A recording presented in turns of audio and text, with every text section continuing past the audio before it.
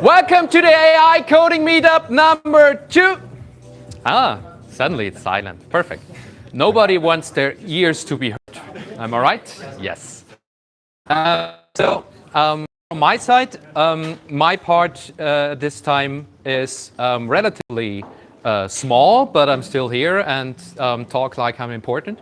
So thanks in his absence to Georg for organizing all of this. The talks. Thanks a lot to wirecube for the hospitality and providing us with awesome springs and food and everything. Thanks for Daniel for making all these awesome slides and helping us organize everything. As this is the first combined meetup, do you want to say a few words? Yeah, sure. First off, thank you everyone for being here. Also, thank you Simon for inviting me to join AI Coding Graz. I'm Daniel. I'm now one of the co-organizers of AI Coding Graz. I used to have a smaller AI Coding meetup myself, but I noticed that seeing how amazing Simon did the last meetup last time, where there was Mario Techner and so on, that I really wanted to join forces myself, because in the end, I'm not a big fan of multiple meetups in the same city, in the same subject area, like going different routes. I prefer thinking big, making some more serious, and because of that, also as part of joining forces, the three of us, Simon, me and Georg, we also now can offer you. That's gonna be shown in the next slide. Yes, and before I forget it, we're now live, so if anybody wants to share it, if you Google me on YouTube, you will find some videos that I'm proud of and not so proud of. Live stream, so if you want to send it to them, I hope it works. I never tried this before. And we also have like mics on here that the speakers also will get, so we should hear them. Don't hold back with the truths, right? Yes.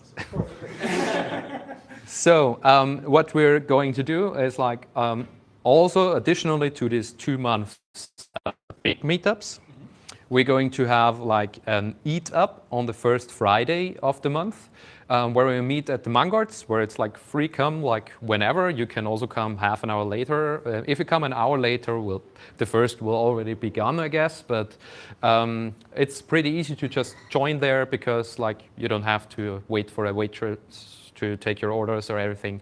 You just go there, take your healthy food, which we all should eat more of, I guess, and yeah, and talk to people.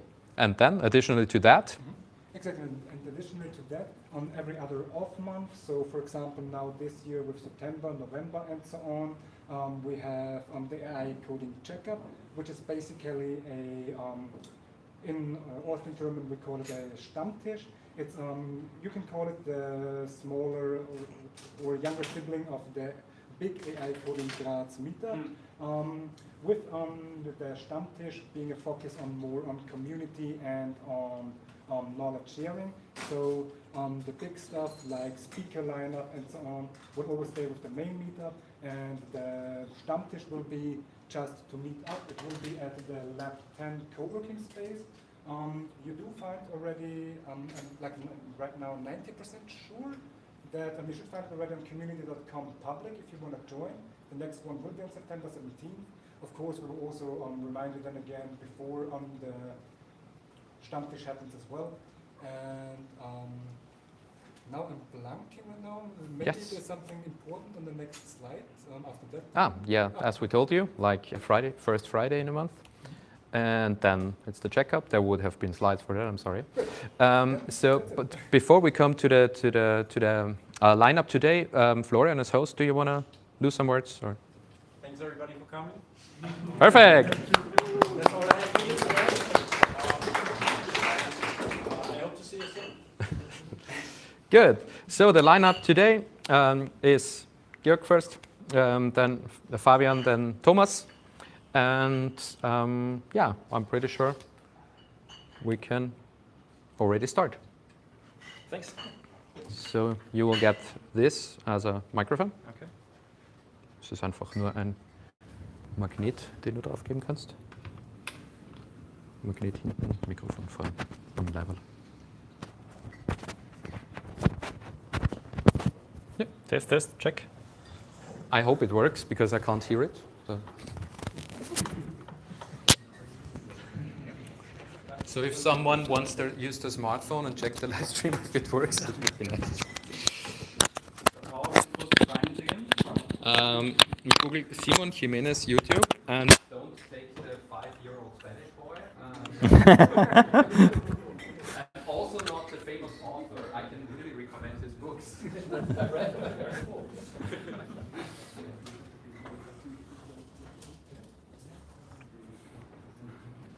Hi. I built mechanical keyboards. Now I barely type anymore. Hi, I'm George. I'm a software engineer for over 20 years and also an IT trainer with my own company, Page on Stage. I build custom AI software for small and medium-sized businesses and do also secure coding trainings for developer teams. So if you want to chat about keyboards or cybersecurity, hit me up. I'm also a keyboard enthusiast. This is me. I have this idea, when you spend a lot of time at your desk, then it's maybe a good idea to equipment. So I bought a great chair, the perfect monitor setup, the perfect microphone, and so on. And also, I got into this rabbit hole of optimizing my keyboard. If you start with this, I can only warn you, don't do that. Because the thing is, you can read online whatever you want about custom mechanical keyboards. It's important that you experience it yourself. You won't know which layout is the best for you until you try it, which means that you have to buy a lot of stuff. And for instance, I soldered this Lily 58 keyboard myself, probably inhaling way too much lead during the process. This is my switch collection. By the way, I have it here, if you want to try it. The first one is free. I'm not giving it away. It's just try it. So this is my current setup. This is a Keychron, which I have heavily modified. I've even looped the stabilizers of the keyboard. I've custom keys here and there. And yeah, I'm pretty happy with that setup now. Not so happy with this one, to be honest, because it doesn't feel so great, even though the switches are really cool. You can try it if you want. But yeah, so much about keyboards. When we talk about typing speed, this is the average typing speed of office workers. Well, I guess the average typing speed is around 45 or something. Of course, these are not people who are like searching for keys, obviously, but this is basically where we stand. Yes, if you are able to reach over 100 words per minute, maybe you are, but that's not what it's about. It's not about the record speed. It's about the average speed during the workday. And my speed varies a lot. If I have a bad day, it's like 45. If I have a good day, it's around 70. My personal record is higher, but I'm not the best typist, I have to say. I use touch typing, of course, and I'm also slower when I'm not used to my keyboard. For instance, I do a lot of coding with my mechanical keyboard, so if I use the laptop, for instance, I'm way slower. And also, if I do coding, I'm a little slower because of the special characters, which are not easy to reach mostly. So that's typing speed. And about 1 year ago, I was digging into agentic engineering. LLMs got good enough to write acceptable code, let's say. And that was such a radical shift for me that I knew that everything will be different now for a software engineer. And I didn't stop there. I said to myself, if I have to change basically 80% of how I work, why stop there? And I thought about ways that I can optimize. And I stumbled across this video. This is an interview with Peter Steinberger. And he was talking about his workflow, including WhisperFlow, which is a dictation software he's using. And the first thing that came to my mind was, well, if I have to type something like that, I would have to dictate function, open parentheses, close parentheses, open curly braces, close curly braces. Of course, this doesn't make any sense. Nobody would do that. And of course, I'm more efficient on a keyboard, but I don't know about you, but I hardly write any code myself. Yes, I do. I still do. But most of the time, I'm writing prompts, specs, and feedbacks. And that's prose. Therefore, all that from before applies here. And if we don't write any code syntax anymore, and we just write a typical language, then we can use dictation software, or at least give it a chance again. So I tried Whisperflow. It's a US company, costs like 12 euros per month. It has some pros and cons, to be honest. The pro is I'm way faster than before. At least I am. It's a completely new way to work. So whoever has tried software engineering with a dictation software? Hands up. Okay, few people. If you haven't tried something like that ever, it's such a new way to work. You have to really get used to it. It's kind of very scary in the beginning. I also, when I write specs, I pause mid-sentence because I have to catch my thoughts and think about, or I get an idea and have to think about that during the sentence, and I have to pause. And this is something the software handles really well. Also, it's good at English and German, also in combination with each other. If I write a German email with technical terms, then I also have English in between. And that's an issue for many dictation software out there, but it's not an issue here. Of course, there are cons. For instance, you have to do manual corrections at a certain point, which can be annoying, and you can tune it a little bit to your needs. So that's partly solvable. But still, I'm a lot faster with that. Also, if you have coworkers sitting next to you, then maybe it's annoying for them when you talk all the time with your AI. But it's called Whisperflow for a reason. You actually can whisper, but still whispering can also be annoying. So in my case, it's not really an issue because I have a separate room. And in home office, it's also not an issue. And of course, there's the concern about privacy. I'm going to talk about that later. But I think I'm going to do a little demo. And it works very simple. So you basically have a designated key that you can configure yourself. You press that key, keep it pressed, speak into the microphone, release it, and then it pastes the text into the focus field. You can also do hands-free mode. If you double press, then you don't have to press all the time. So let's do something. Let's do a little prompt for a coding agent. I'd like you to generate a new module for my cybersecurity AI course, where you should demonstrate a denial of wallet attack based on the current module structure. I want you to take a look at the current structure of existing modules and replicate that for this case. Also, the example should be that there is a basic chat interface with a mocked LLM, and this is not protected through any means, so there is no IP throttling, there is no authentication, whatever, and it just can be fired in an infinite loop, so to say. And I want you to generate also a interface where you can see the current spendings.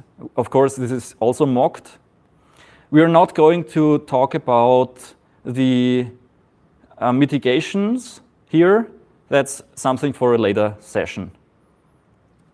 Okay, so that was pretty long. Let's see what it was capable of doing.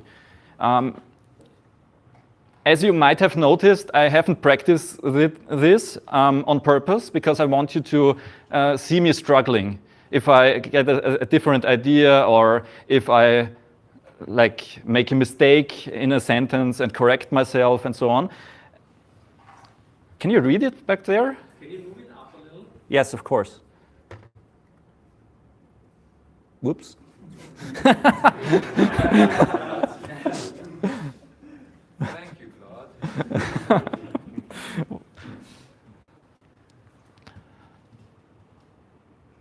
Also, the language models don't really care about smart inaccuracies, right? Absolutely. Yes, absolutely. You can put it absolute worst shit. It gets it. I think it's okay. I think it's basically what you said. Yes. Pretty good, yes. I don't see any error in there, even if I did make errors. And Hallucinated away, or yes, that's perfect. Right. Okay, so this works fine.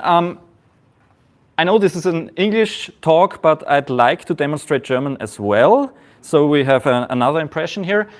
I have this MCP connected to my to my company website, where the agent basically can edit my website, and I'm going to talk about that. Ich möchte, dass du einen neuen Case erstellst, und zwar als Draft, also noch nicht veröffentlichen, von einem Projekt, an dem ich gerade arbeite. Und das Projekt ist ein selbst skalierendes LLM-Wiki, also eigentlich eine Knowledge Base. Und ich möchte, dass du diese Seite suchmaschinenoptimiert aufbaust. Ich gebe dir kurz ein paar Stichwörter dazu, damit du diese in den Text einbauen kannst. Facts habe ich noch nicht zur Verfügung, diese kommen nachher, also lass ruhig Placeholder drinnen. Ein paar Facts dazu, es basiert auf LLM-Wiki von Carpathy. Es skaliert linear, das heißt, es ist auch für große Datenbestände geeignet. Es findet automatisch Konflikte zu anderen Files und zeigt diese an. Und auch ablösende Daten werden im Interface dann angezeigt. Benutzer können dann mit dieser Knowledge Base chatten und bekommen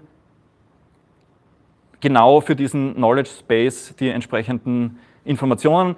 Es inkludiert ein RAG und andere Technologien, auf die ich jetzt nicht im Detail eingehe. Keine Rückfragen, mach was draus. Okay, also man sieht, sorry, switch back to English. There is something, no, that's actually fine. As you can see, it uses the bullet points automatically, which can also be annoying if you don't want that. But still, I think the quality is actually fine. It just doesn't know what RAG is. Yeah. Oh yeah, REC, yes, great, thank you. Thank you. That's a typical issue that you have. But that's easy to solve. You only have to create a dictionary entry and convert that. So I would have to, if I formulate an email, for instance, of course I'm not sending it just out. That would be embarrassing probably. But I reread my emails anyway, so whatever. I just do it again, and it's not a big deal actually. But I think it's fine. So let's generate this page. But interesting, so it interpreted in a way that it thought about putting those bullet points, right? Yes. But you cannot tell it to correct a mistake 2 lines above, right? So something like, oh, I meant something different. In a way, this is possible. If I start a sentence and then say something like, no, and then something else, then it really strips it. There's some language model. Absolutely, yes, absolutely. So it now generates my website. Whatever. Not going into detail right now. So,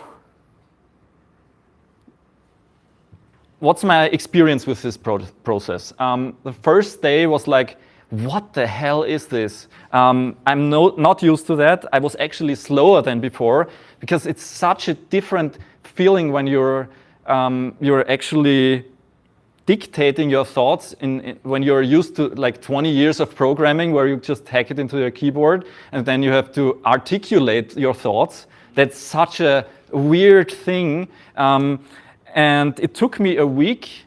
I forced myself to use this technique for 2 weeks. I did not use my keyboard at all for these things. And it was necessary. If you like switch all the time between keyboard and dictation, then it takes way longer. And after a week, this weirdness was gone, and I was still not so efficient, but after the second week, it got efficient. And the current result is that I am now at 114 words per minute, which is double the speed of my keyboard input, and therefore it makes sense for me to use it. Also, you have to take that with a little grain of salt because I sometimes pause during dictation, and I think this is actually higher. It should be around probably 140 words per minute. So it absolutely makes sense for me. I'm at least double the speed. It also has a few side effects. You're not tied to your workspace. You're not tied to your keyboard. You can walk around if you have a headset, for instance. You can like put your feet on the desk, lean back, and dictate, which is actually a way I work most of the time, to be honest. Also, I noticed at myself that the dictated text reads a bit sloppier, but not in terms of AI slop. That's not what I mean. It's something about me, how I talk. It's not the same what I talk as what I write, and I think somebody can recognize that. I'm pretty sure. But it's not that big of a deal, and I can control it, of course. And it sometimes sounds a little more casual when you dictate something, but that's just a personal thing. Maybe you're different. Also, my emails got a little bit longer because there is not so much friction. You just talk about a topic. Yes, I'm just rambling. So, and of course, there are misheard words, which is kind of funny because I don't want another carbon field in the front end. Carbon, what is that?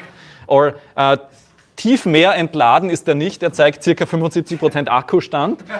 What's that? Bezüglich Ausprägung der KI-Features, this is my favorite. Gibt es wie Sand am Meer? Gibt es wie Sand, dann Meer. And this is very interesting here. This is very interesting. When I don't say anything, I just keep the button pressed. Sometimes it hallucinates words.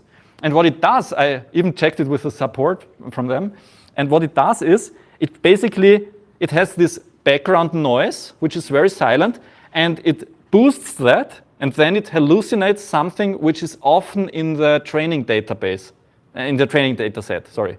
And what's often in the training data set is, for instance, hi, vielen Dank. So, which means basically when I'm finished with a prompt and I think about it and keep it running, and then I stop, and it says like, vielen Dank at the end. And what's interesting is ARD-Text im Auftrag von Funk. That seems to be often in the training data. I wonder why. Quite specific. Yes. Trained on YouTube. Trained on YouTube, maybe, yeah. But if I would not check my email that I just dictated, could be a little embarrassing. Yes. So about privacy. This is a US company. You can opt out of model training, which you absolutely should, of course. You have to be okay that you pass your voice to a company. I'm personally okay with that. Of course, I don't want them to use my voice for anything, but on the other hand, there are so many talks where I'm publicly speaking, and nowadays we just need like 4 seconds of someone speaking to clone the voice. So that's not a really big issue for me. Of course, yes, if it was not an issue, it would be more preferable. And then, of course, there's the issue of do you want to pass confidential information to a third party? Of course not. And you don't want to talk about personal details, secrets, or NDA content. I do not do that at all. But you have to think about that. If you are getting used to dictating and you just do it all the time, you have to actively think about what the content is that you are talking about. Most of the time, if these are prompts, it's mostly not a big issue, except if it's an NDA project, of course. But of course, I don't want to talk about any personal details or secrets. There are also alternatives. There are native OS alternatives, like on Mac, VoiceOver, and the equivalent on Windows. I've tried it, didn't work for me. Quality was horrendous. I would not recommend to use this for programming. Maybe for one language prose text, maybe it's okay. I could not recommend it. It was completely unusable for me. Also, there are competitors like Super Whisper, which also uses or allows local handling of the data, which is absolutely great. So if you have the opportunity to use a software which works for you, which has a local processing, then it doesn't get over the wire, and then you don't have to think about those things that we've talked about. There's also open source alternatives, which work on device, like Open Whisper, which also supports a cloud option with Bring Your Own Key, VoiceInk, VoiceTyper, and others. But I have not tried these. Who here has tried some of those alternatives? Do you want to share your experience with those? Yeah. I've written my own. Okay, cool. It's called VoiceTyper, but it's written out. And I just use Mistral one, like Voxtral, the model by Mistral, and it's absolutely awesome. I think it uses me like I'm an absolutely intense dictating person, so I use it at home, I use it in my own office, and I really dictate long things, and I think it costs me €1 or €2 a month or something. I've already given it away to some people who liked it, but it's not yet open source. I think it was 2 prompts. I don't know like how much it is worth to give it to someone. It's awesome. I started with like 1 month ago, and it's really funny that you're having this. I can really recommend it. Awesome, thanks. Myself, I'm using an alternative to Whisperflow called Spokenly. It uses locally NVIDIA's Parakeet voice-to-text model, and that's, in my opinion, the closest voice-to-text model to the quality of Whisperflow.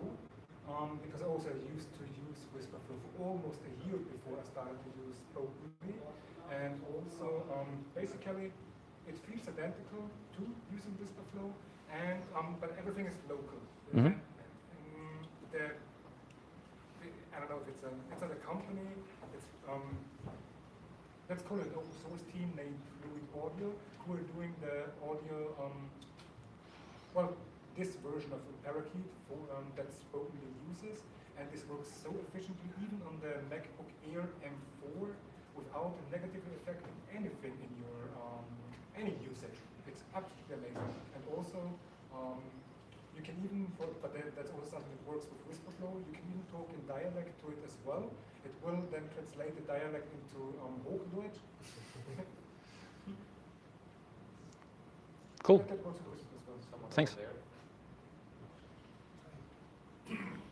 I use VoiceInk on macOS, which is, I guess, basically the same from the functionality you described, but you can choose your own models, local models, and remote. For me, it works pretty well. I use it with the time it also got a pretty good dictionary, and you can switch on or off the interpretation of the text. So you don't need an additional large language model that fixes your dictation. You could also just type it down the way you talk. You can do that with Flow as well. I'm using for a customer Whisper from OpenAI. That's also a local model, and there is a family of models depending on the strength of your machine. It's pretty nice. It's also dealing with background noises pretty nicely. Yeah, the only downside is I think they don't continue development anymore. Okay. But apart from that, it's really nice. And the funny thing is, like Whisper was a really awesome model. Whisper 2 had a less word error rate, but hallucinated more. And Whisper 3 has even better word error rate, but hallucinates so fucking much you won't believe it. Like we have it in our SAS app, like we just provided as a feature, and I had to remove Whisper 3 because it was horrible. And that's when I discovered Voxtrol, which is also multilingual, very nice, good European model. Because I heard like audio AI models, it's like the thing for small companies, and like the most democratized part supposedly of like working with machine learning models, right? There should be more open stuff, you would think, but Well, there are. stuff that's polished enough, really, then it's again a smaller set, I guess, right? As Dorian said, if you can choose your own models, Yeah. great. Maybe one thing more, the newer models, the newer local models which are multimodal, have got audio anyways in there, so you just speak to them.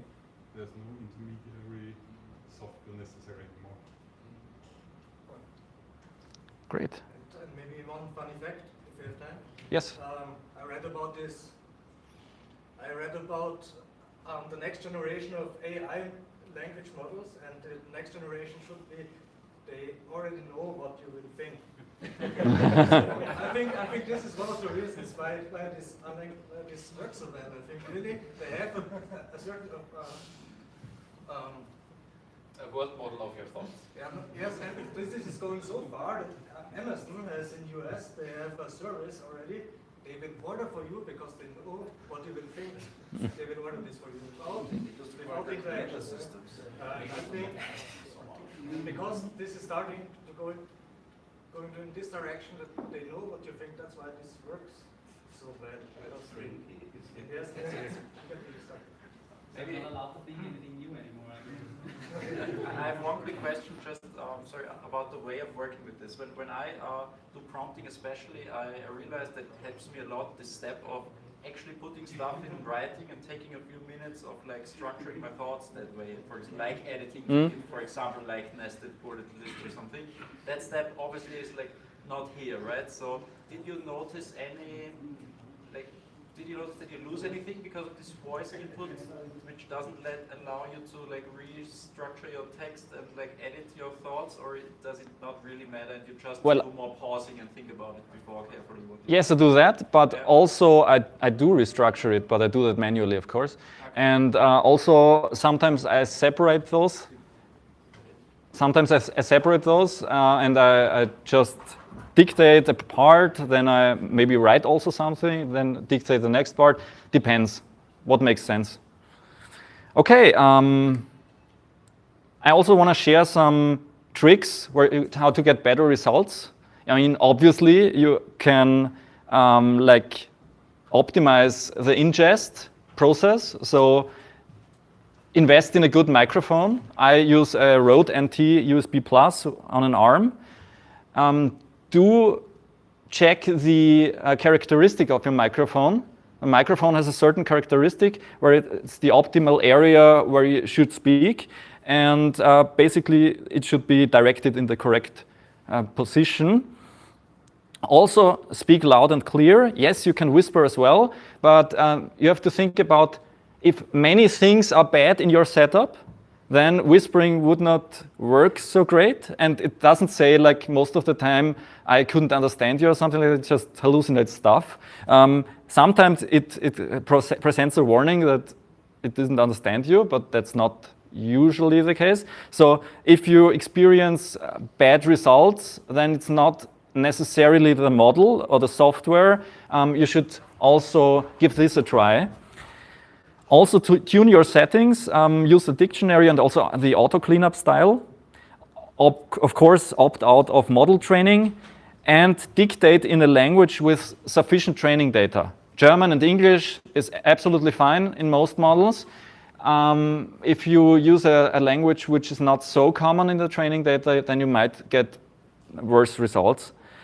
And something that helps me a lot is I added this to my system prompt of my LLM of choice. Basically, I added this. I use a dictation software for most of the prompts, which sometimes gets things wrong. If there are single words in prompts that don't make sense, then this could be the reason. The actual word might have been one that sounds similar. And this saved my ass multiple times. I had the feeling that that's what's happening anyway from my typos. Okay. I think it makes sense, and it made sense for me, for my use case. Maybe it does for you too. Okay, if you haven't tried it already, try it out. This is my affiliate link. Yes, I'm not sponsored. But you get a free month, I get a free month. Take it or leave it. Don't have to. And if you say, I want to stick to my mechanical keyboard, then I also have something for you. I got my switch collection box here. So if you want to find the perfect switch for your keyboard, then just hit me up and you can try it out. Thank you.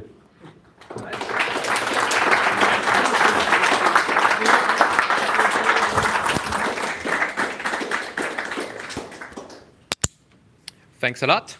So that was a very nice start. I don't have the timetable. Daniel, do you have a pause plan in between or no? Like I've done. Usually not, right? Yeah, good. So then we'll just continue. Like you can use the setup time to grab yourself something to drink. I've got an official order by Florian that all the beer should be gone by tonight. So please help. Because otherwise he will have to get it out, get it in again. So yeah, we don't want him to work. Because we're such a conservative company, most developers don't drink beer during the day. So Fabian, please take the stage. Yeah. Sorry, didn't see you.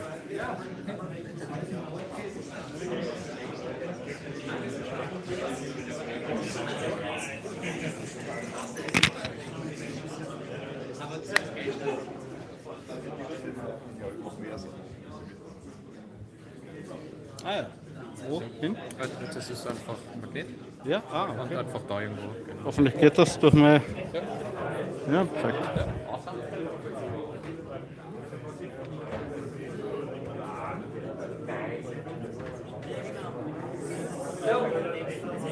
There will be an awesome time to talk later. Now I would ask you to give attention to Fabian. Thank you. Woo!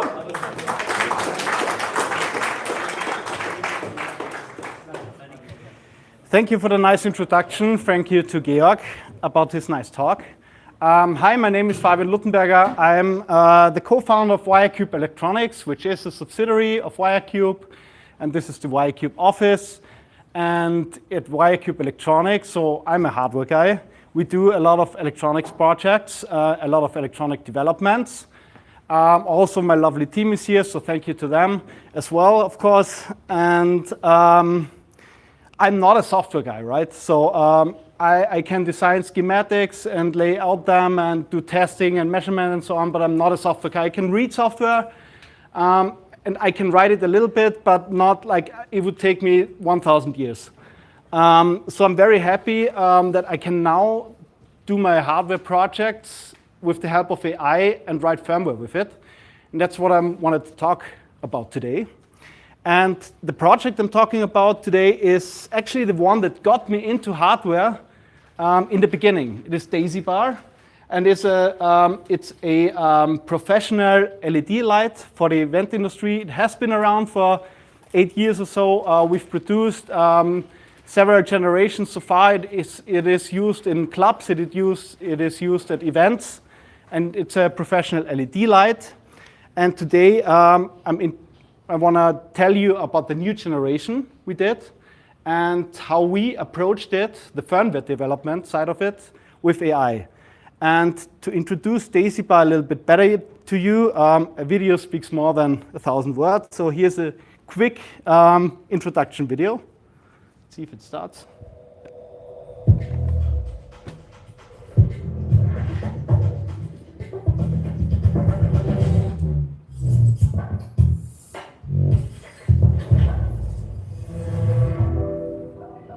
This is actual footage from the current generation.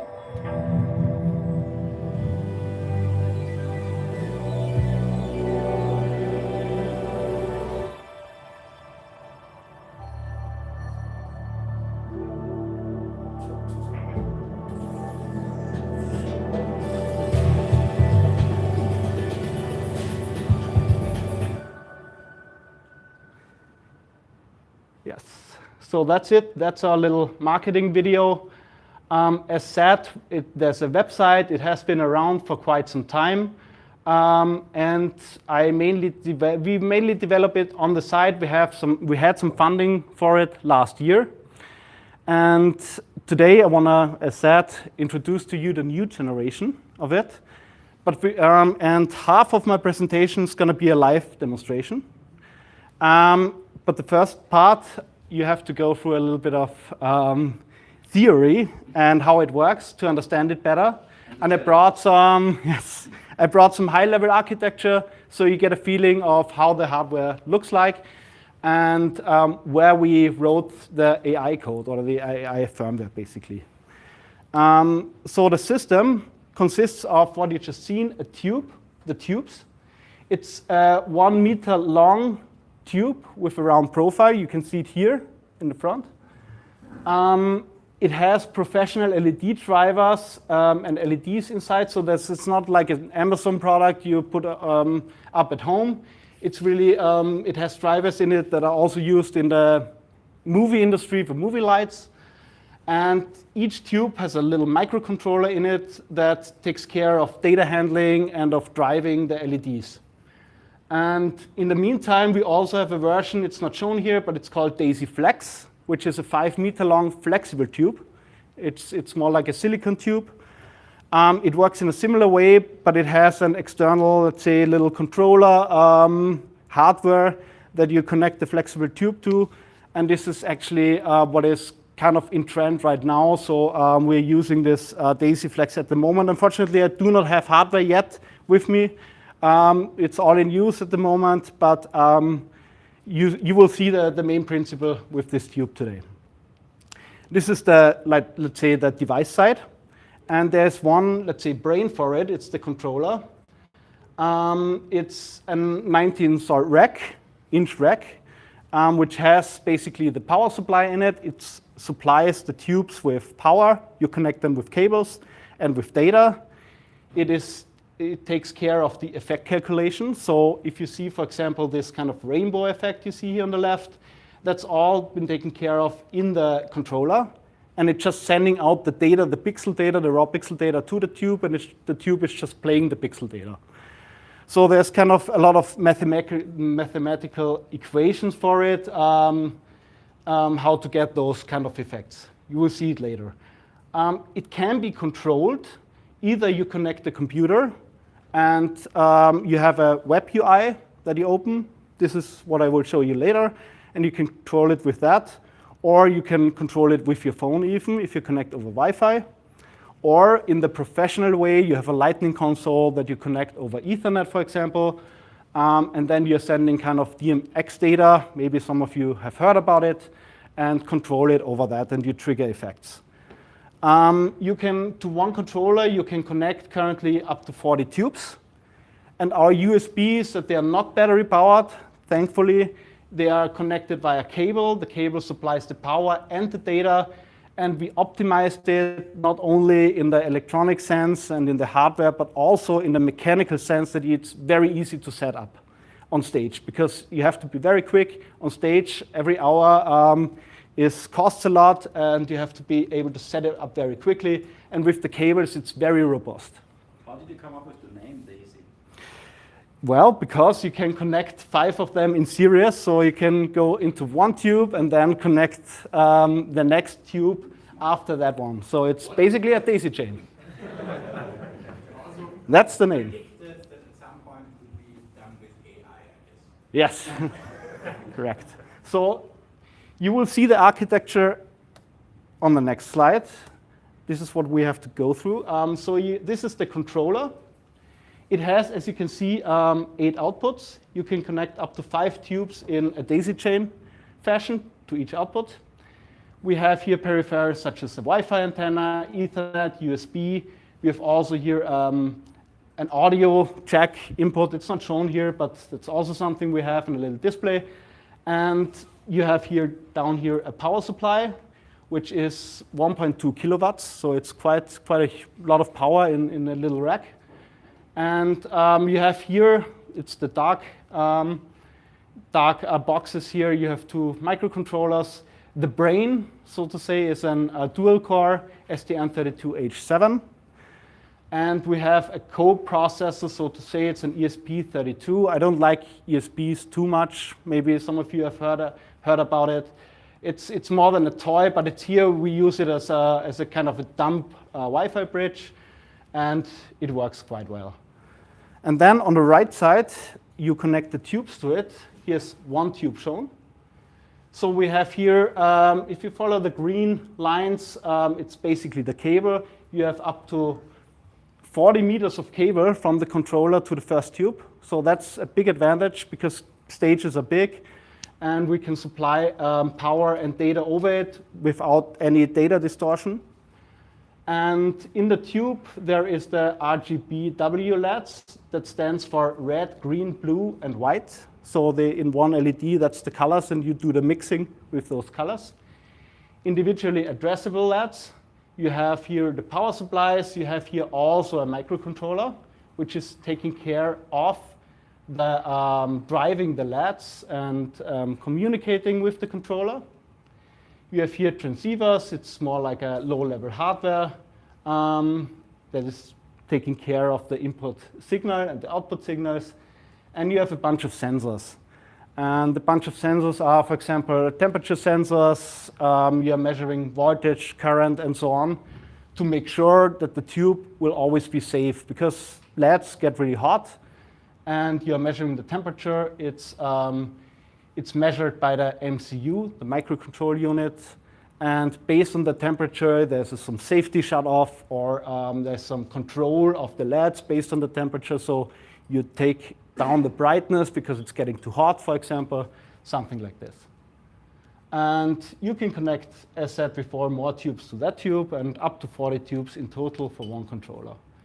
You can also connect together the controllers. So you have, of course, maybe you want more than 40 tubes. We always appreciate if you have more than 40 tubes.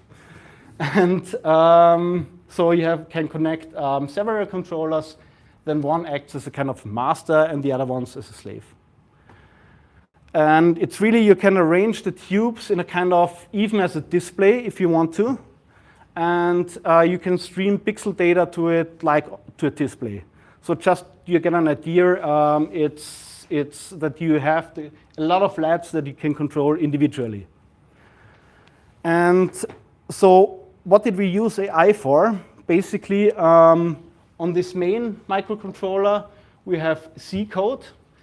There's a real-time operating system running on it, Sapphire it's called. Not sure if anyone has heard about it, but it's OS for microcontrollers, which is basically a scheduler. So it gives priority to basically in parallel or seemingly in parallel running tasks, and it's working through the tasks based on the priority. There's the low-level hardware control. So, for example, measurement of the output currents, for example. You want to have really your system under control. It's a lot of power going over the wires. You want to measure the current going out through each output and kind of even do safety shut-offs if necessary, for example, or control the temperature, or drive the outputs on a very low hardware level. And why we use, by the way, here a microcontroller, not a Linux system with a real OS that everyone knows. It's because the LEDs require very precise timing. Like we are talking about microseconds timing. You have to get your bits streamed out in a precise microsecond timing. And this can only be done by an MCU, by a microcontroller unit. There's peripherals for it that are bypassing the main CPU and that are individually, independently streaming out data, so you're not taking up any payload of the CPU. And this is also done in software with the help of AI. So that is done on one core. So one core is used for all the real-time data that I just introduced. And the other core is taking care of the web UI and the user requests. So it's basically you connect to it with the WebSockets, for example, over Ethernet or over Wi-Fi. And you can control your LEDs. But it needs to be on an independent core. So if the user is typing in a lot or pressing a lot of buttons, you do not want to interfere with the other with the other core that is really has to do the real-time output. And we're using here a web UI, user requests, HTML, CSS, JavaScript, which is all done by the AI. You will see the demo here in a second. It's a different kind of force stack than what we normally talk about. Yeah, exactly, yeah. Then we have here on the tube side, it's another project where we have kind of another C code project where we do the low-level LED control. So the controller is streaming out the data. This MCU has kind of an input buffer where all the data is written in. This MCU is interpreting this data and driving on the physical level the LEDs. So there's low-level LED control, there's reading out sensors, and there's also firmware upgrade over it. Yeah? If these days you require under the Cyber Resilience Act, for example, also firmware upgrades which are encrypted and so on. And we can do this here over the controller, over Ethernet. You can send to each tube a firmware update, basically. Yeah? And then what glues it all together, we had to invent kind of our own protocol, which is done over the physical layer called UART, which is Universal Asynchronous Real-Time Protocol, I think. And here the LED frames or configuration frames are sent out. So we make sure to send out, for example, a header. The tube is recognizing this header. Then it says, OK, this header means now data is coming in. Let's get ready. Then there's the payload and length of the LED data, and it's interpreting it, the LED data, driving its LEDs, and sending out the remaining data to all the downstream tubes. Basically, we had to invent a protocol for this, which is also robust, because if you think about it, some noise on stage from other gear will interfere with it. So there could be some failure bits on that line. You don't want those failure bits to trigger your LED transfer, for example. Yeah. So you have to make sure this protocol is very robust. Okay, and now to the process. This was new for me. As said, I'm a hardware guy. And the heroes of the day are those three here. I use OpenAI, we use Grok and Claude. Because I'm disappointed him. When he came to me and said, if I have a software developer who can help me with this, I said, rather take a Cloud code out of here. Correct. And if I run out of credits from Claude, I use Grok. And for ChatGPT, it's a little bit different because it can control your mouse, basically. Yeah. So it helps me more with all the IDEs and setup of them. And here is one example of the hardware which is inside the tube we designed. You see here the microcontroller and a lot of power supplies. Here an input connector. So This is how the hardware looks like, which is inside the tube. We have actually several different hardwares distributed through the system. You can for sure take a look here afterwards. And the process, how we do it, so for me, this was kind of new, you know. This was kind of a new world to me, all this AI coding, and it was very pleasant for me because I can actually do it by myself, you know, and really I know how to read code and what the hardware should do. I know the data sheets, but for me it was hard to write the C code itself, yeah. So my intuition was to write everything down in project plans, yeah. I wrote down how the controller firmware should look like, how the controller web UI should look like, the communication protocol we just talked about should look like, and the tube firmware, like how in very natural words, how I would you know, say to a software developer how he or she should code it, basically. The Markdown file is thousands of lines. Yes, you checked it. When I checked out the repo, and there's really insane people who actually read the project plans at the end of the day. Then, of course, the fun starts with writing the C code. It was very granular, so it was a step-by-step feature implementation of, for example, the drivers, testing them, see if they work, and then go on to the next step, and so on. Then flashing and testing. So the hardware was connected over this header here to the computer for flashing the firmware over it. And this is kind of cool because it can automatically, you don't even have to push the flash button anymore. You just instruct the AI to flash your software, and it can automatically debug it with the SVD interface, for example. And also, I had some other interfaces connected to it, like a debug interface, so it can read the debug messages automatically. So it iterates itself through writing the code and flashing it, and really seeing the outputs. So this was kind of nice. Yeah? So this is hardware in the loop. Of course, we also had software in the loop. So there were a lot of, you have to test a lot of corner cases, right? Especially with hardware. What happens under full brightness if you switch to zero brightness in one millisecond or so? And for this, test scripting was very nice. To test all the corner cases. And the next step, a friend of mine brought me to it, would be to integrate the camera to automatically check what color it plays, you know? So I don't even have to look at it anymore. Yeah. Where will this lead to? I really wonder. And then, of course, there's some iteration. So, which is next one is the MBI 5040 driver.c. MBI 5040 is the name of the LED driver. So this part of the code is responsible, okay, we have now data in a buffer, please send this out in a low-level language. It's very similar to SPI, send it to the LEDs to turn them on and off, basically. Set the color.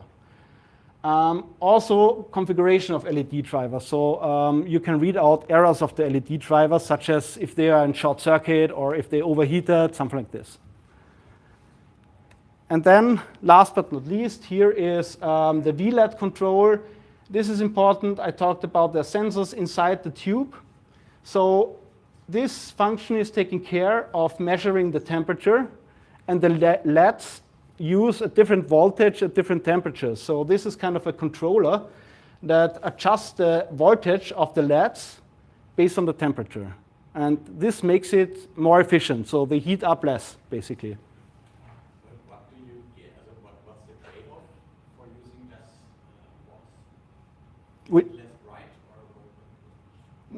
What do you mean by the trade-off? It's because if they heat up more, you need less voltage to control them. If you would need the full voltage, you can still drive them. They would look equally, but you're burning more energy in heat. So if they're hotter, you can turn down the voltage a little bit and save on energy. And energy, basically, what is here the energy? It's not the photons that are flying through the air that makes everything bright. It's always heat, right? And you want to get the heat down because they heat up quite a bit. So they get up to 70 degrees inside sometimes, and you have to manage that. Yeah, they should not overheat. So that's a safety function. So you can reduce the voltage but at the same Exactly, yeah. And now, enough talk. Let's get to the chopper, to the live demo. Yes, how does it work? It's much harder to record it like this. Cannot record on video really. But So this is the user AI, user interface. But before I show you that, I want to show you the debug interface. The debug interface, as you can see, doesn't look very nice aesthetically, but it's mainly used by the developers or the engineers of the tube to test it, to check, to read out data and so on, more than the actual final user can do, basically. As you can see, it's written in Python. The user interface was done by AI. I instructed it what it should do. And we can here light up the tube. For example, here, it's all red. Yes, everyone. And we can here test some effects, like, for example, here's a solid color. We can change it also to only green, let's say, or only blue, or mix the colors.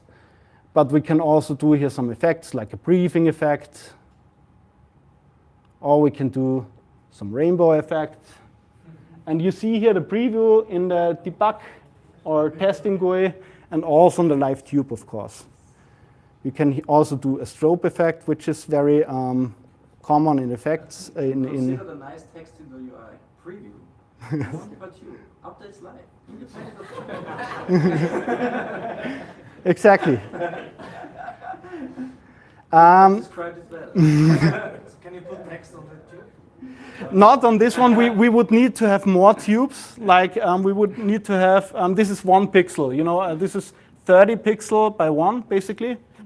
But if we would have 5 of them, we could run text through it. Yeah, that's also what people do. You have to imagine. You saw the marketing video.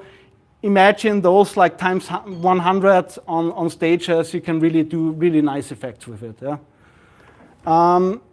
You can also have here a config, so you can configure your tube. For example, there's an output current gain where you can set the maximum brightness globally of the tube.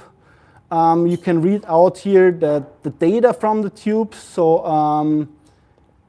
for example, you have here a tube length of 1 meter, and you can write here the serial number of the tube and so on. So it's basically, this is done also for manufacturing. So every tube has its own serial number. And when a customer sends it back during warranty or whatever, you can read out its serial number. You can read out how often it was turned on. You can read out if there was an overvoltage error, whatever. So everything is being logged in here. Also, which is kind of nice is, let's see if it works. No response from the tube. So much to it. Yeah, I know. So you can discover tubes. So if you're on stage and you connected your setup, you want to know on which port how many tubes are connected and which type. Is it a 1 meter tube? Is it a half meter tube? Is it a daisy flex and so on? So you can press here discover tube and then actually see how many tubes here. Of course, we only have 1 connected here, but you see it how many tubes are connected to which port. I like that it's not yet verified with real hardware. The text. Yeah, it's only verified with 1. This is a new generation, so we only have 2 of those new generation tubes, so it's not yet fully verified. That's true, yeah. But I've got the most important question. How much is the controller and the tube? So the tube will be around 350 euros, and the controller is about 1,200 euros, something like this. And this is still under the prices of competitors, so it's just kind of nice. There's this tube called Astera tube they are mostly used in film, so professional film setups. They cost like 700 euros per tube, and they have a battery in it. They have a full-blown Linux system in every tube, and they are kind of used in the event industry these days because of the lack of alternatives. And they are kind of very hard to control. You know, they don't react very fast. because they are over Wi-Fi, and you have to control them over Wi-Fi, and you have a Linux in it. It's not real time, as I said before, so they have some lag, basically. Yeah, so this is basically the test GUI. This is our process of how we did this. And to the last part now is I will turn this off, all off. Now to the, and continue developing on it. Because as this thing is here in HTML, JavaScript, and the effects are calculated in JavaScript, but also on the other core in C code in parallel, and they match up. And the master here, when doing the AI prompting, is always the web UI and the JavaScript, and then there's a function called bin2C, which translates those JavaScript effects to C code, and so they are in sync, basically. One way of doing it, yeah. And the reason. Just out of curiosity, how do you deal with scenarios where you use microcontrollers, like if someone needs 60 bits? Is there some system to synchronize those? Yes, there's a system to synchronize those. It's written down in the project plan, but not implemented yet. But they're basically connected together over a switch, Ethernet switch. And then one of those, they get different IP addresses, right? And one of those is assigned to be the master, and the other one's the slave. So instead of here having only 8 ports anymore, the whole web UI, you connect only to the master, and the whole web UI will pretend that there's only one controller, but you have then here, let's say, 20 ports, for example. So you're talking like a software guy about the features. Yes. Exactly. There are some delay you're introducing with the Ethernet connection? No, there's almost no delay. So that's really the good thing about it. I mean, there is maybe 1 millisecond of delay, but not recognizable for human. And that's the reason all the competitors are using Linux systems. They start up and they kind of react slow. But if you want that snappy reaction, like you can really see it if you just change effects. If you press it, it switches immediately. And as said, those effects are often triggered by a Lightning console. So this snappiness is only possible with wired connections and microcontrollers. Because when we talk about latency, it's a different level. So of course, there's a couple of milliseconds introduced by the Ethernet, but the low-level latency and real-time requirement of the over-the-wire protocol, where you have like 800 kilohertz from the controller to the tubes, right? That's not impacted by that. So it's like the Ethernet delay only is in the. I wouldn't guess that you get 1 millisecond from Ethernet. It should be lower. Yeah, I know, worst case. Yeah. It's also something you can do, you can measure with it, you know. You connect here one end of the tube to your computer and just tell them with, I don't know, something like Wireshark, okay, you're sending out something, please capture that, and then tell me when the frame from the tube, from the final tube returns, so you can measure latency. This is something. You tell the AI, don't stop optimizing until you hit Yeah. zero. And that was actually, but there was a strict requirement because we wanted to have 90 FPS, and the data rates are getting quite high if you want to achieve that because of all the data you're sending out on the physical layer.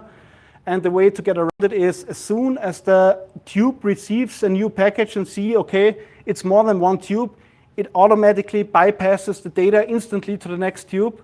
So it does not process its data and then send out the new data, but it's doing that in parallel.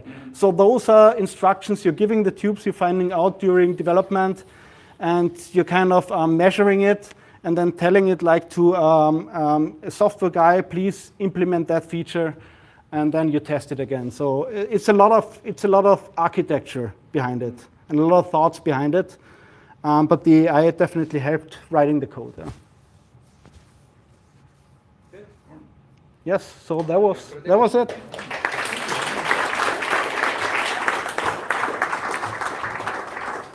So now we have two options because, like, as Georg, the original organizer, said, is sick. We won't hear his talk either. So we would only have one talk left. So my proposal would be we just do that now. And yeah, okay, I see a lot of nods. Faster, come up. Grab yourself something to drink, but be here in 2 minutes. We're going to continue. Some break. Also du musst auf FN drücken. Ah, na.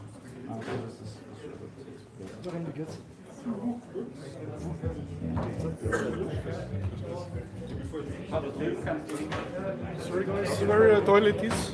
Yes, I can show you the toilet. Alles gut.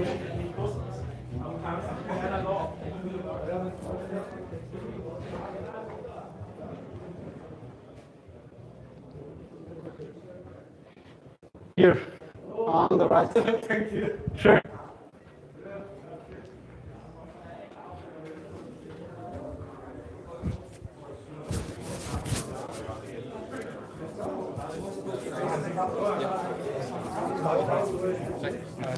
Daniel kennengelernt letztes Mal vom AI Coding Treffen oder kleineren Coding Treffen. Wir machen das jetzt zusammen.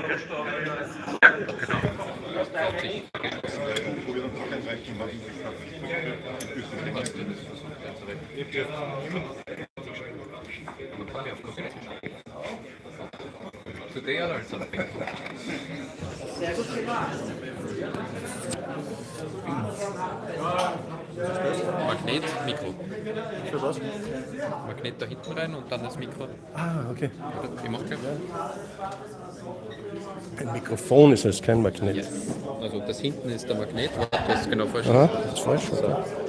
Passt das so? Oder höher? Ja, das passt schon. Schau, dann brauche ich nicht einmal mein Survival Kit.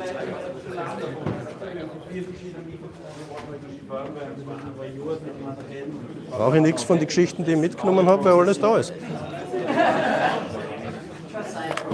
Probiert das mal aus, passt du noch nicht, ob es so geht.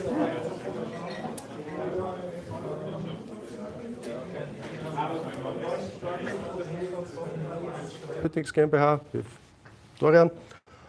We do individual solutions. I'm going to talk about why even run local LLMs.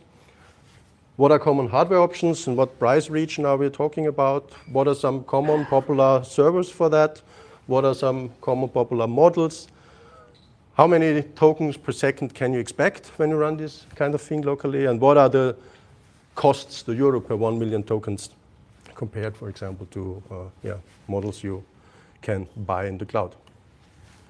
So why run LLMs locally? We already got it a bit hinted today already.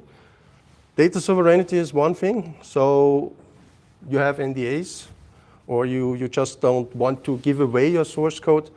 You don't want to spread your own knowledge to the people that own Claude and ChatGPT.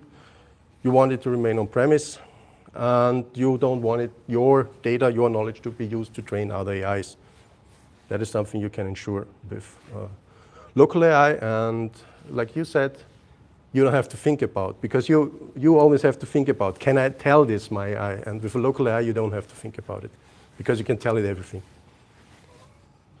Closely related to that, contractual requirements. So sometimes your customers even demand it. Don't use a cloud AI because of these reasons. Privacy. So also related to that, there have been instances both with Claude and ChatGPT where people were surprised where their data ended up, sometimes because they didn't read the contracts, they clicked away. But nevertheless, you never know. If some of them gets hacked, even if they did everything correctly, suddenly the data end up where you never wanted them to be. Sustainable energy. So we've read all these articles about American data centers that can violate whatever environmental law there is. With a local AI, you can decide what kind of energy you use. And if it is important to you, you can drive it mostly with solar, if you have the infrastructure at home. Models are unrestricted. So basically, the models let you do what they can. And we've seen this incident a couple of weeks ago where Hugging Face got hacked by ChatGPT. And they wanted to analyze what is going on, and they tell ChatGPT, hey, here are the log files, what's going on? And said, no, I'm not doing that because it's security insensitive. And then I had to use a local AI to make this analysis. With a Chinese model, yeah. Availability. So we've also seen this a couple of weeks ago. Hey, here's the new shiny AI. A few days later, you can't use it anymore. And that cannot happen with a local AI. When you have it, you can use it. And there's also, it works if there's no internet. It works if the provider is down. It works like ChatGPT was down a couple of days ago again.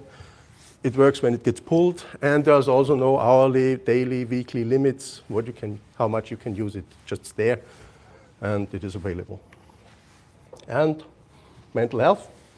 So you have no pressure to max out your token subscriptions. You only generate costs when you actually use it, and this is better for the developer health. Of course, you can also do that with a cloud model that lets you pay per token, to be fair. All right, what are some hardware options? I mean, this is a very bad time now with the current RAM apocalypse. But let's still take a look at it. The good news is you can run it basically on any computer, but I think 16 gigabyte of RAM is kind of the lower limit to have some model that is somewhat useful. So below that, yeah, there are models, but the fun is kind of limited, at least in my experience. You can still do certain tasks, but have 16 gigabytes available. So what the big boys usually do, like Mario last time, he had 108 gigabyte RAM with, I don't know, 2 or 4 terabytes of storage. Yeah, there are things like that. So one option is the framework laptop, desktop actually, not the laptop. It has some AMD CPU, and you end up at about 5,000, 5,500 right now. The price is a bit shifting, so might be slightly different. If you try to do the same with a Mac, you end up at almost 9,000, although it gets much cheaper when you have only 2 terabytes. So Apple is even more obscene traditionally. And NVIDIA has started to make this Spark. And I was a bit confused about the price, because when you look at their homepage, it's like 4,600. But when you actually want to buy it, it ends up in the 8,000 range. So I'm not sure where this actually is.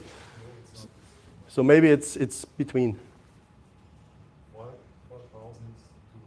4,200, yeah. Okay, so 4,200. You can actually buy it for that, yeah. One difference you should be aware is the memory bandwidth. So as you can see, the current MacBook Pro is more than 2 times faster in that respect. And that makes a huge difference with large models that interchange a lot of data in RAM.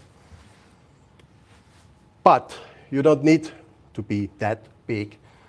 And in my experience, 40 gigabytes are nice enough. And if you do them with 1 or 2 terabytes of storage, then you can do a lot with that. And then it comes down, the framework desktop is 3,000 euros. You can get a MacBook Pro, a current one, with a few cores less at 5,000 euros. So it's already 4,000 cheaper. And what you can even do is you can look at the MacBook Pro M1 used, because they still can do everything. And those you can find 1,800, 1,500, maybe even cheaper. So those are nice machines, because that is the machine I'm currently using. I've been using it for 5 years now. And yeah, that is at least below 2,000 already. You can also go for Intel PC with an NVIDIA CPU, GPU, graphic card. If you go to top notch, 5090, you end up at 5,000 something. And the big boys, they have 2 of those. So you're at 10,000 euros approximately. But there's also people who figured out, hey, NVIDIA has stopped innovating with their GPUs quite a while ago. So the 3080 is still a decent graphics card, and I can use that, and maybe not 2, but 4, but each of them is only a few hundred euros typically now if you buy it used. And then you end up with 48 gigs of GPU RAM and about 3,000 euro. It depends a bit what your base PC is, but yeah. So realistically, you can get away with a decent box for about 1,500 to 3,000 euro. So even in the RAM apocalypse, that's kind of affordable.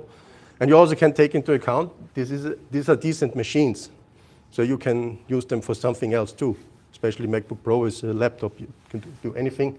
And even that is a great gamer box. So that's also something you can take into account. Or maybe you even have one. Yeah, local LLM servers. So there's a couple of them I'm going to show free. The first one, LM Studio. This is popular because it has a modern, quite nice user interface. It has visual access to most model options. You can even create different presets for different kind of prompts, like now I'm a requirements engineer, now I'm a developer. You have a server, you have an API when you want to use it. And it's a good starting point for local AI. Sadly, it's closed source, but it is free. But of course, that can change any time. If you're closed source, people can't do anything if you suddenly start charging money. Let's take a quick look at it. So, yeah, I mean, I'm just here to, give you a short impression. So you have a classic chat window, do a prompt, you get a reply. The cool thing is here, you can tinker with the model. So basically all the model options are visible, or at least a lot. And confusingly enough, here's a couple of others. Most importantly, the context size. So that is something you quite often want to change, especially if you want to use this for agentic coding. They typically require 64K or 128K context size to be useful, yeah. On the left, you can see it even helps you organize your chats, keep them around. And so that is a good starting point with a very low entry cost. You just get started and can be useful. Next one I'm going to talk about. Yeah. And you get some nice statistics at the end of every prompt. How many tokens did it use? How long did it run? So I also found this nice. How much context is still available? If you have consecutive discussion and you start to run out of context, you can see that beforehand. Ollama, that mostly uses terminal, is a server and API, has a very nice homebrew integration to start as a service on macOS, basically one short command, and is pretty decent in juggling multiple models and multiple requests at the same time, with some caveat I'm going to get to. But it's nice that it works out of the box as a server and is very flexible. It can do a lot of things without you having to tinker a lot. It is kind of open source because it's pretty clear that the people who do it don't really understand open source. There's some major discussion how they do not really get the MIT license because they'll use Llama CCP in the background. We're going to look at that. And they don't honor the license properly. And they use their own model file format. So typically, when you go to Hugging Face, you have this GGUF format. They can't directly process that. Recently, they started to add support, but it's not guaranteed to work. So it's always a bit messy. But the standard models are available in an Ollama format and typically work very well out of the box. But still, yeah, you always have to wait. Small side note, it also has a built-in command Ollama launch to start certain agents. And so if you want to use Claude, for example, locally with a local model, you can do that with Ollama launch Claude model Gamma 4. The same with Codex, Hermes, and a couple of others. And that's basically one command line call. But I'm not going to talk much about agentic here. That would have been Georg's part. But I guess we can do it at some point. Yeah, but I think it's good to know. So even if you want to use your Claude, you can do it with Ollama with a degraded model, for example, when Claude is down. If you want to use it for agentic codings, there's a couple of things I learned you have to be careful with. Because when you have large models that, like a 27B model in a 64 gigabyte computer, that already takes up almost half of the RAM. And if you do 2 concurrent requests, then there's not much left. And with the third, the machine dies. And the default is 4 concurrent requests. So you better change that when you use larger models. And it also keeps models in the background, in memory, which makes sense if you have consecutive requests. I think it's like 5 minutes by default. You might also want to change that if you constantly switch between models, because otherwise they pile up quickly, and then they also read away your RAM. So you have to be a bit careful. But I think it can be controlled pretty well with that. What you can always do, you can launch 2 instances, one for the smaller models that can have like 4 or 5 models in the cache, and one for the bigger model that can have only 1 query with 1 model in the cache. So it works, but you have to take care of it. And agentic harnesses sometimes have a timeout. Your local machine is much slower than the cloud, so maybe you might need to adjust that too. Okay, and then there is Llama ZCP, which is kind of the granddaddy of those other 2, because both of them use Llama ZCP. And this is a command line tool, a server API. It is very, very configurable, has options that the other 2 don't have, because they said they are too obscure to make a graphical user interface representation for it. It is really open source, but it is complex. There is a very nice example Mario left last time. He had one slide where he had his Llama CCP call, and it had like, I think, 200 command line parameters and crossed an entire slide. And that was exactly what he wanted to use it for, but then you really have to understand what you're doing. And the others are like LM Studio, you just click around, and Ollama, you typically have 1 or 2 command line arguments, and you're happy, and maybe 1 or 2 environment variables, and you're settled for basic operation. All right, so we have the server. What are the models? Popular models. If you have a somewhat beefy machine with 24 gig GPU or shared RAM, 36 gigs or more, Gwen coding 3.8 came out a couple of days ago. I played around with it. So far, it seems to look good. If you run into trouble, there still is 3.6, and that has been stable for a long time, and yeah, it was very nice. Gemma 4 30B is very nice. Gwen is very nice for coding. Gemma 4, general purpose, discussion, analysis, research, requirements engineering. So it's a bit more eloquent in that respect. And I've read that the GML 47 Flash is also nice. I've never used it, but here it has a mention. But if you have less memory, you can still be useful. The Gemma 4 have some 12B-like variant, confusingly named E4B, but that is already pretty powerful. So especially for research, requirements engineering, discussion, explain this to me, works pretty well. And another one, it's a bit older, GPT OSS 20B. That I also had good experience with that one, and it seems to be popular still. Okay, so it technically works. How fast is it? So I ran a little program, basically ran an Ollama, told it to, here's a prompt, do something with it, how long does it take? And it turned out, fun? Yeah. It's the sum of input token and output token. Yeah. You can see the prompt later on. So we get a bit into it. But when I run that on my MacBook Pro Max, this 6-year-old box here, it has, with the small models, it gets even beyond 100 tokens per second. And the last one is the Gwen 3827B, so basically best one for coding, and you get about 30 tokens per second, which is, yeah, at least there's always something going on the screen. I can use the same machine in low power mode, and then it drops down. The small ones are not that interesting, but the big ones have about half the token per second. So instead of 30, I get about 15.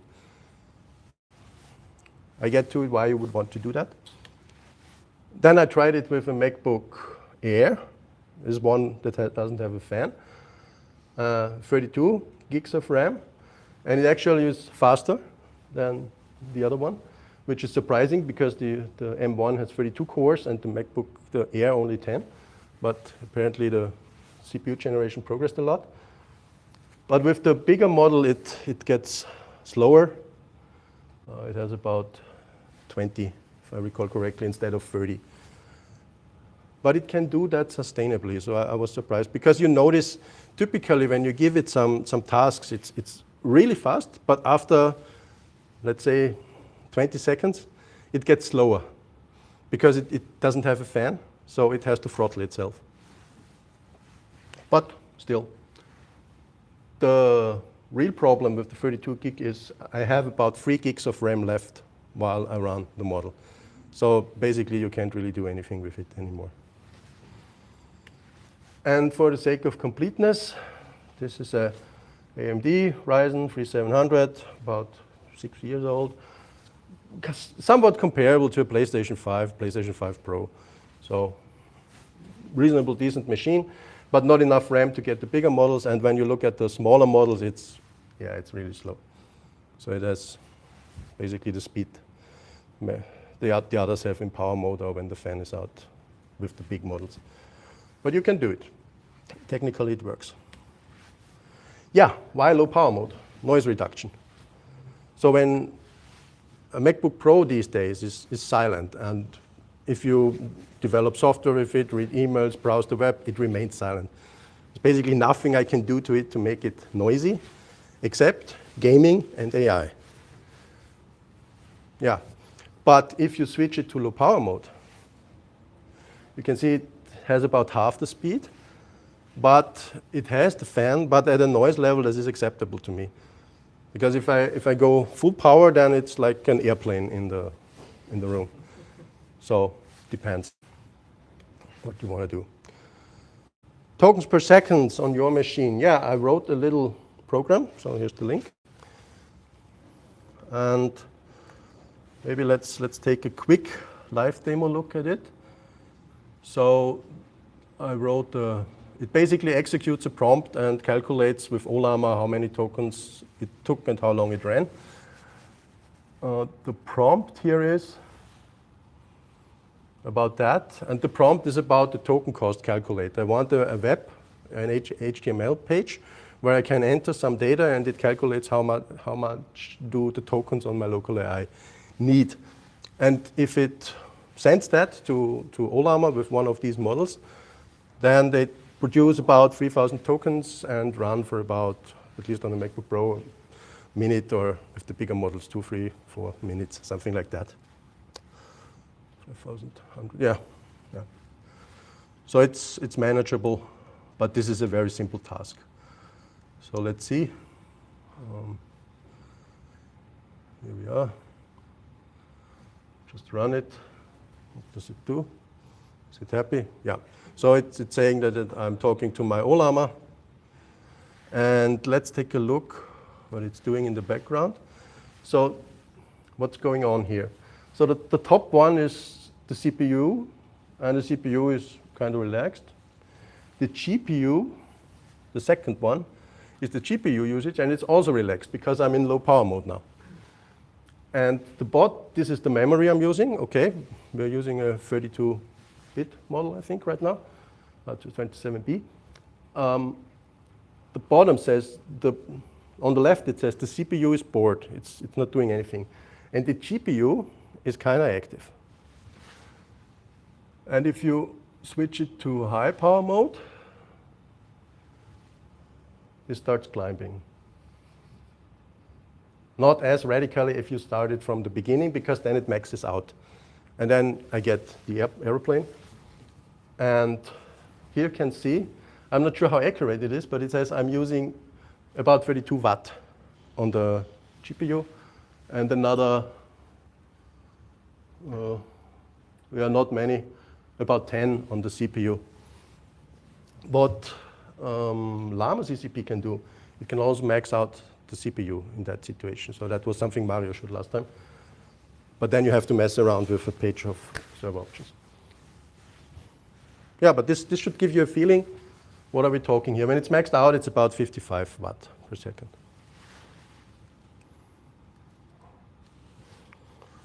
All right, so that is that. So what does that mean? Local euro per 1 million tokens. Yeah, I basically told it write this application.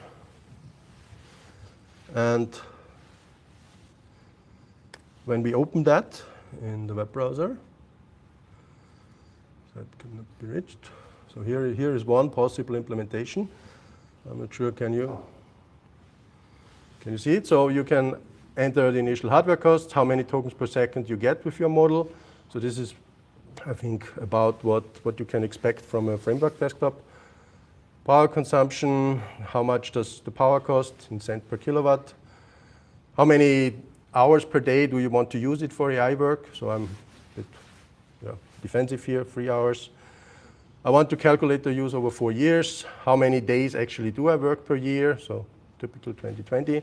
And then it says, yeah, over the course of 4 years, you need about, oh, this is, maybe I can, so that everyone can see it.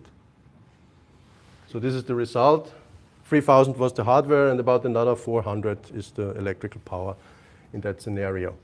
And I produce about 140 million tokens in that time. So when it really runs for 200 days, 3 hours a day. So that makes the cost per 1 million token about 23 euro here. And then, of course, you can tinker with it, because I already had a laptop. So what was my initial hardware costs? 0. There you go. And tokens per second, we know it's like 30. Power consumption, we have about 55, we said. Cost per power, yeah, okay, let's stick with that. And I leave this usage.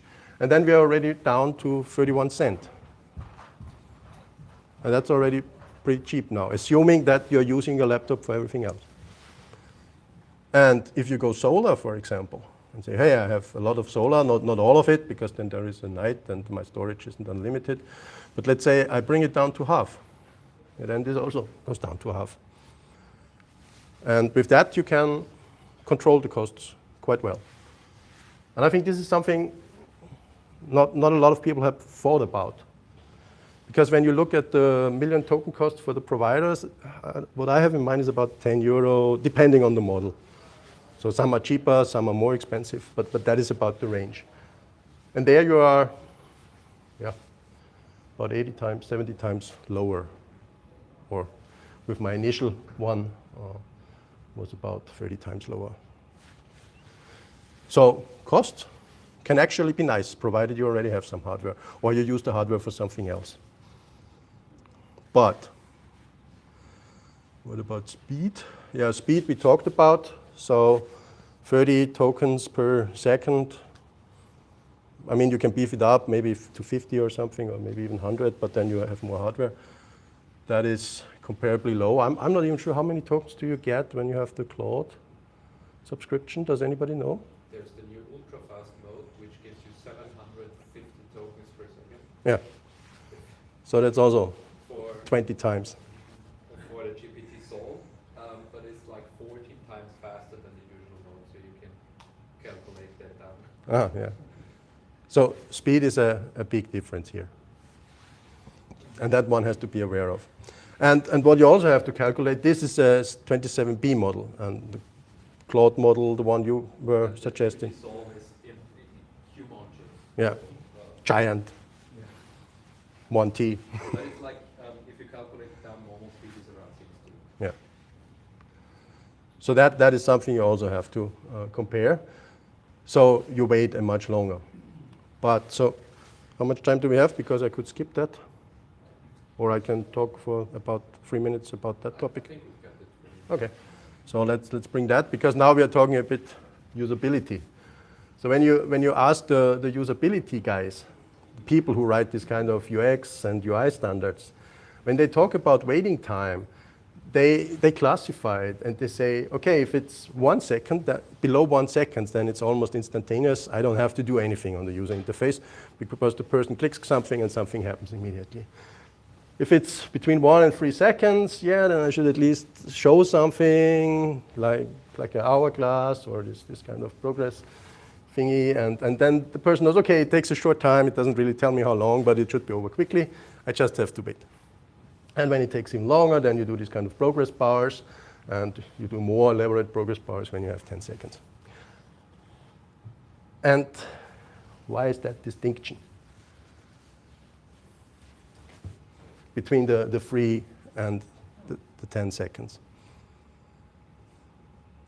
Well, because perceived waiting time is not real waiting time. It's always perception, and you need. Yeah, it's going into the direction, but it's not about the feeling, it's about the super short-term memory.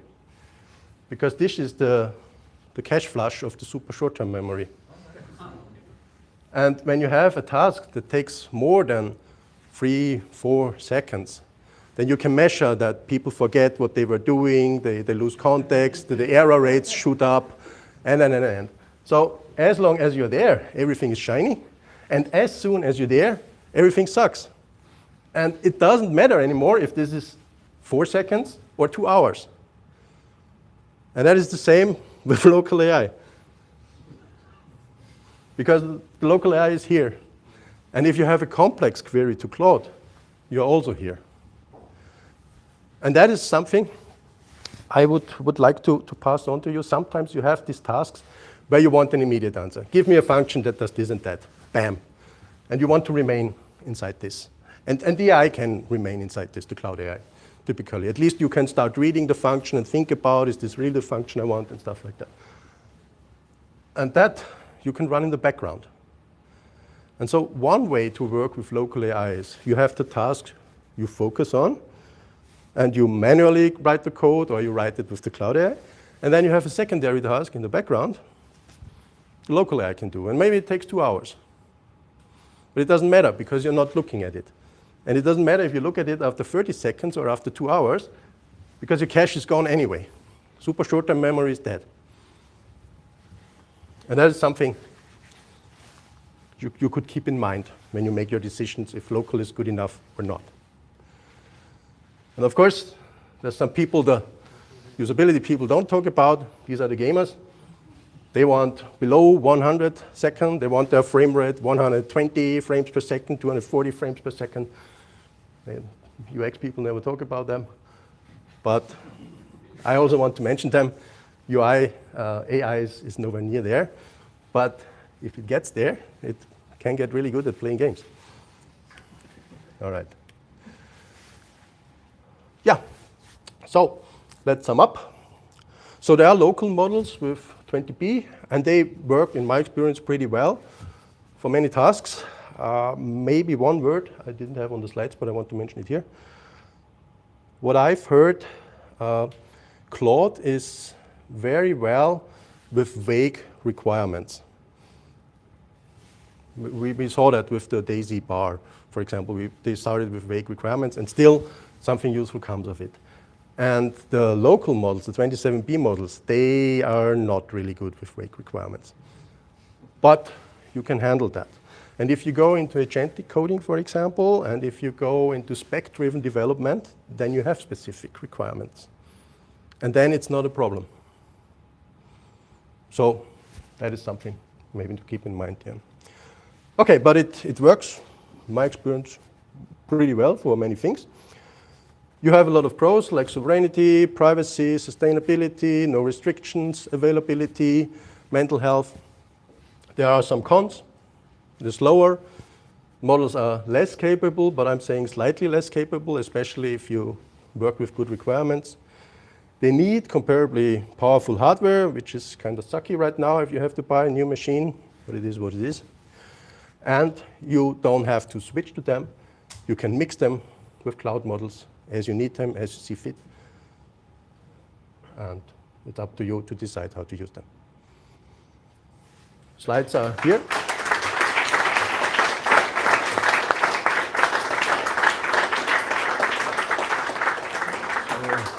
Yeah, for those who couldn't see it.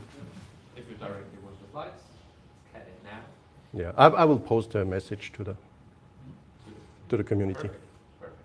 All right. So I will now display another QR code here for the matching app.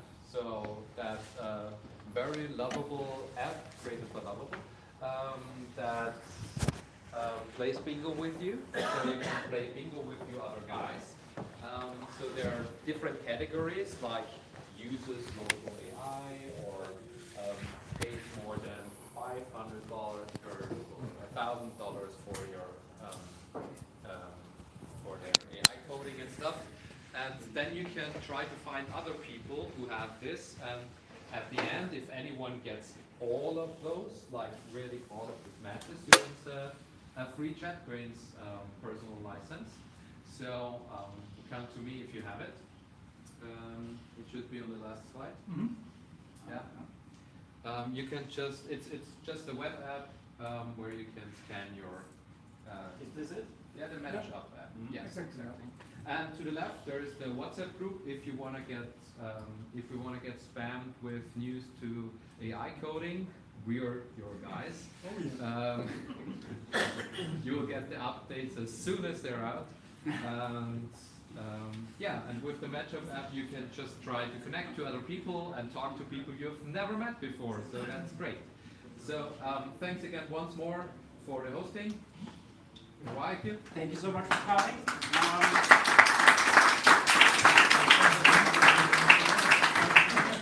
And please help yourself with the food in the back.